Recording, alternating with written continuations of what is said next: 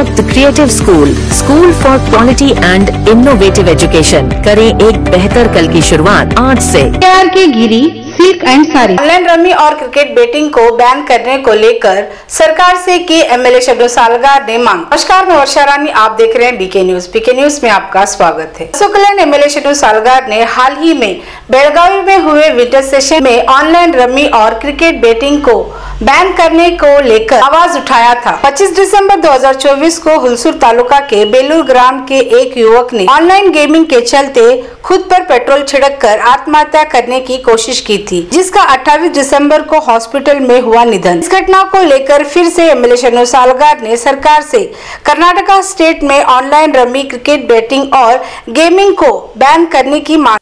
ಮೊನ್ನೆ ನಮ್ಮ ವಿಜಯಕುಮಾರ್ ಹೊಳ್ಳೆ ಅಂತಕ್ಕಂಥ ಒಬ್ಬ ಸಹೋದರ ಬೇಲೂರು ನನ್ನ ಮತಕ್ಷೇತ್ರದವನೇ, ಅವ್ರ ಅಣ್ಣದೇರು ಸುಮಾರು ಮಾಡಿದ್ದು ಒಂದು 30-40 ಲಕ್ಷ ರೂಪಾಯಿ ಸಾಲ ಕೊಟ್ಟರು। ಕ್ರಿಕೆಟ್ ಬೆಟ್ಟಿಂಗ್ದೊಳಗೆ ಆನ್ಲೈನ್ದೊಳಗೆ ಮಾಡಿದ್ದು ಇಷ್ಟು ಸಾಲ ನಿಂದ ಕೊಡ್ತೀವಪ್ಪ, ಈಗ ಏನು ಮಾಡಬೇಡ ಅಂದ್ರು ಮತ್ತೆ ಅದೇ ಚಾಲು ಮಾಡಿ ದುಡ್ಡೆಲ್ಲ ಕಳ್ಕೊಂಡು ಅವ್ರಿಗಿರ್ತಕ್ಕಂಥ ಹೊಲ ಮಾರಿ ಫಸ್ಟ್ ಸ್ಟೇಷನ್ದ ಹೋಗಿ ಪೆಟ್ರೋಲ್ ಹಾಕೊಂಡು ಸುಟ್ಕೊಂಡು ಬಿಟ್ಟ। ಆ ಘಟನೆ ಗೊತ್ತಾದಾಗ ನಾನು उमरगा हॉस्पिटल भविष्य निधि म्यूचुअल फंड इन्वेस्टमेंट्स के साथ करे अपना और अपने परिवार का भविष्य सुरक्षित। Miles fuel active for diesel and petrol, इसके यूज से 5 से 12 रुपए की बचत हर लीटर पर।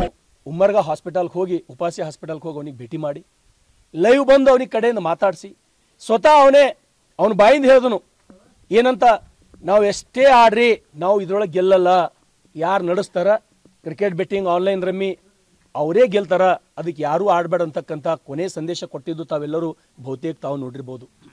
ನಾನು ಇದರ ವಿರುದ್ಧ ಹೋರಾಟವನ್ನು ಪ್ರಾರಂಭ ಮಾಡಿದ್ದೇನೆ। ನನಗೆ ಈಗಾಗಲೇ ಗೊತ್ತಾಗಿದೆ ತೆಲಂಗಾಣ ರಾಜ್ಯದಲ್ಲಿ ಈ ಆನ್ಲೈನ್ ರಮ್ಮಿ ಬಹುತೇಕ ಬ್ಯಾನ್ ಅದ ಅಂತ ಹೇಳ್ತಾರೆ, ಅಧಿಕೃತವಾಗಿ ನನಗೆ ಗೊತ್ತಿಲ್ಲ, ನಾನು ಯಾರೋ ಹೇಳಿದ್ದು ಕೇಳಿನಿ। ಆ ರೀತಿ ಕರ್ನಾಟಕ ರಾಜ್ಯದೊಳಗೆ ಈ ಆನ್ಲೈನ್ ಗೇಮ್ ಆಗಲಿ, ಮೊಬೈಲ್ ರಮ್ಮಿ ಆಗಲಿ, ಕ್ರಿಕೆಟ್ ಬೆಟ್ಟಿಂಗ್ ಆಗಲಿ ಅವ್ರು ಯಾರೇ ಇದ್ರೂ ಈ ಸರ್ಕಾರಕ್ಕೆ ನಾನು ಒತ್ತಡ ಮಾಡ್ತೇನೆ, ಈ ಸರ್ಕಾರಕ್ಕೆ ನಾನು ಆಗ್ರಹ ಮಾಡ್ತೇನೆ।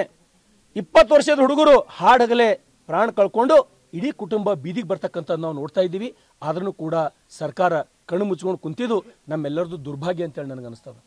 ಹಾಗಾಗಿ ಈ ಬರ್ತಕ್ಕಂಥ ಮಾರ್ಚ್ನಲ್ಲಿ ನಡೀತಕ್ಕಂಥ ಅಧಿವೇಶನದೊಳಗಾಗಿ ಸರ್ಕಾರ ಕಣ್ಣು ತೆರೆದು ಇದಕ್ಕೇನಾದರೂ ಕಡಿವಾಣ ಹಾಕಿ ಇದು ಬ್ಯಾನ್ ಮಾಡ್ತಕ್ಕಂಥ ನಿಟ್ಟಿನಲ್ಲಿ ಏನಾದರೂ ಪ್ರಯತ್ನ ಒಂದು ವೇಳೆ ಮಾಡದೇ ಇದ್ರೆ ಮತ್ತೆ ನಾವೆಲ್ಲರೂ ಸೇರಿ ನಮ್ಮ ರಾಜ್ಯದ ನಾಯಕರ ನೇತೃತ್ವದೊಳಗೆ ಬರ್ತಕ್ಕಂಥ ಅಧಿವೇಶನದೊಳಗೆ ಇದ್ರ ಗಂಭೀರ ಅಂತ ಹೇಳಿ ಪರಿಗಣನೆ ಮಾಡಿ ಇದು ಬ್ಯಾನ್ ಆಗಬೇಕಂತ ಹೇಳಿ ಈ ನಾಡಿನ ಯುವಕರಿಗಾಗಿ ನಾನು ಪ್ರಯತ್ನ